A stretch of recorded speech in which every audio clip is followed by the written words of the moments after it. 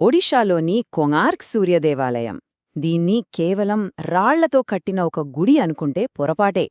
ఇది మన ప్రాచీన ఇంజనీరింగ్ తెలివికి, ఇంకా ఎప్పటికీ వీడని ఒక మిస్టరీకి నిలువుటద్దం. ఇది కేవలం ఒక ఆలయం కాదు, ఒక అద్భుతమైన నిర్మాణం. దాని వెనుక దాగియున్న కొన్ని అంతుచిక్కని రహస్యాల కథ. పదండి, ఆ రహస్యాలేంటో ఈరోజు చూద్దాం. అన్నింటికన్నా మనల్ని తొలిచేసే ప్రశ్న ఇదే: ఇంత అద్భుతమైన కట్టడం, దాని గర్భగుడిలోకి వెళ్లే దారిని ఎందుకు మూసేశారు? అది 100 సంవత్సరాలకు పైగా.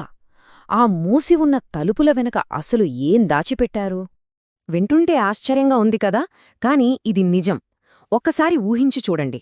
ఆలయం గర్భగుడి మధ్యలో అష్టధాతువులతో చేసిన సూర్యభగవానుడి విగ్రహం కింద ఎలాంటి సపోర్ట్ లేకుండా గాలిలో తేలుతూ ఉండేదట. ఇదేదో మాయో మంత్రమో అనుకుంటే పొరపాటే. ఇది స్వచ్ఛమైన సైన్స్. ఆనాటి మనవాళ్లకి మ్యాగ్నెటిక్ ఫీల్డ్స్ మీద ఉన్న అద్భుతమైన పరిజ్ఞానానికి ఇదొక నిదర్శనం. సరే, ఈ ఆలయం వెనుకున్న అసలు కథ తెలియాలంటే మనం కాస్త వెనక్కి వెళ్ళాలి, పురాణాల్లోకి. ఈ పవిత్రమైన స్థలం వెనక ఒక పెద్ద కథే ఉంది. అదొక పురాణ గాథ. ద్వాపరయుగంలో శ్రీకృష్ణుడి కొడుకైన సాంబుడికి తన అందం మీద చాలా గర్వం. ఆ గర్వం వల్లే ఒక శాపానికి గురై భయంకరమైన కుష్ఠవ్యాధి బారిన పడ్డాడు. ఇక ఆ శాపం నుంచి బయటపడటానికి చంద్రభాగా నది ఒడ్డున ఏకంగా 12 సంవత్సరాలు సూర్యుడి కోసం కఠోర తపస్సు చేశాడు. అప్పుడు సూర్యభగవానుడు ప్రత్యక్షమై అతడి వ్యాధిని నయం చేశాడు. దానికి కృతజ్ఞతగా సాంబుడు ఆ పవిత్ర స్థలంలోనే మొట్టమొదటి సూర్యదేవాలయాన్ని కట్టించాడు. సరే, అది పురాణం. మరి చరిత్ర ఏం చెబుతోంది? పదండి, 13వ శతాబ్దంలోకి వెళ్దాం. మనం ఈరోజు చూస్తున్న ఈ అద్భుతమైన ఆలయ నిర్మాణం అప్పుడే మొదలైంది. ఆ కాలంలో గంగవంశపు రాజు మొదటి నరసింహదేవుడు. ఆయనకు ఒక పెద్ద ఆశయముండేది. తన పేరు, తన వంశం పేరు చిరస్థాయిగా నిలిచిపోయేలా ఒక అద్భుతమైన, ఎవ్వరూ కట్టని కట్టడాన్ని నిర్మించాలని. అందుకే ప్రత్యక్ష దైవమైన సూర్యుడికి ఒక సాటిలేని ఆలయాన్ని కట్టాలని సంకల్పించుకున్నాడు. ఇది ఎంత పెద్ద ప్రాజెక్టో ఊహించండి. ఒకరో ఇద్దరో కాదు, ఏకంగా 1200 మంది. 1200 మంది శిల్పులు, కళాకారులు వాళ్ల జీవితాలనే ఈ గుడి నిర్మాణం కోసం అంకితం చేశారు. మనం చూసే ప్రతి శిల్పం వెనుక వాళ్ల శ్రమ, కళాతృష్ణ దాగి ఉన్నాయి. అంతమంది కలిసి ఒకటి కాదు, 2 కాదు, ఏకంగా 12 ఏళ్లు కష్టపడ్డారు. 12 సంవత్సరాల పాటు రాత్రింబవళ్లు శ్రమించి ఈ అద్భుతాన్ని సృష్టించారు. వాళ్ల ఓపికకు, అంకిత భావానికి ఇది ఒక నిదర్శనం.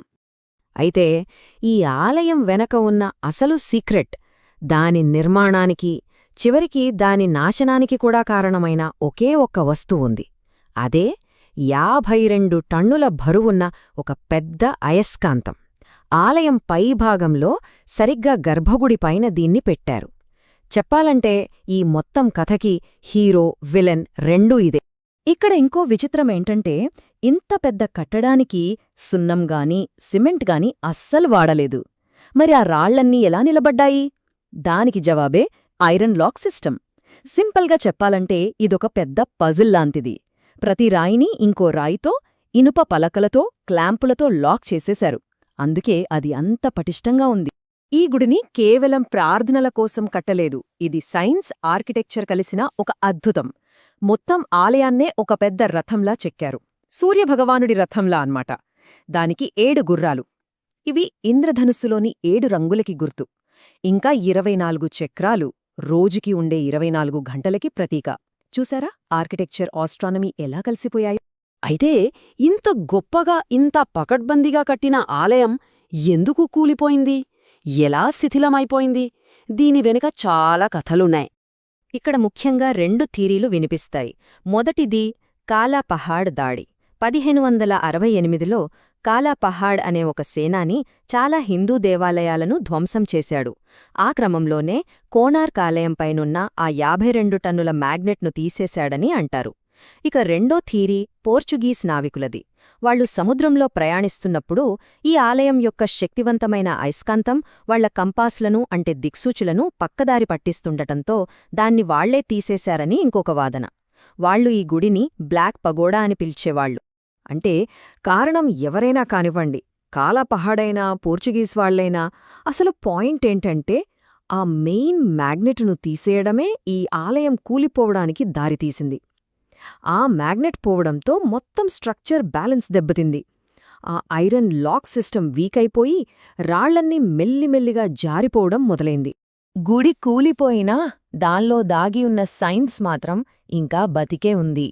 అవును, ఇప్పటికీ ఆ శిథిలాల్లోనే ఒక అద్భుతముంది.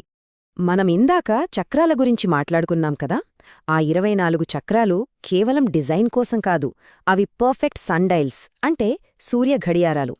ప్రతి చక్రానికి 8 పెద్ద ఆకులుంటాయి. అవి రోజులోని 24 గంటలని 3 గంటల చొప్పున విభజిస్తాయి.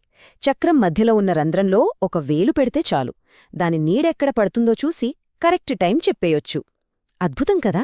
ఇక రీసెంట్ హిస్టరీకి వస్తే 1903లో బ్రిటిష్ వాళ్లు మెయిన్ హాల్ ఇంకా కూలిపోకుండా ఉండాలని దాన్ని పూర్తిగా ఇసుకతో నింపేసి అన్ని ద్వారాలను మూసేశారు. అప్పట్నుంచి అది మూలకు పడి ఉంది. తర్వాత 1984లో యునెస్కో దీన్ని వరల్డ్ హెరిటేజ్ సైట్గా గుర్తించింది.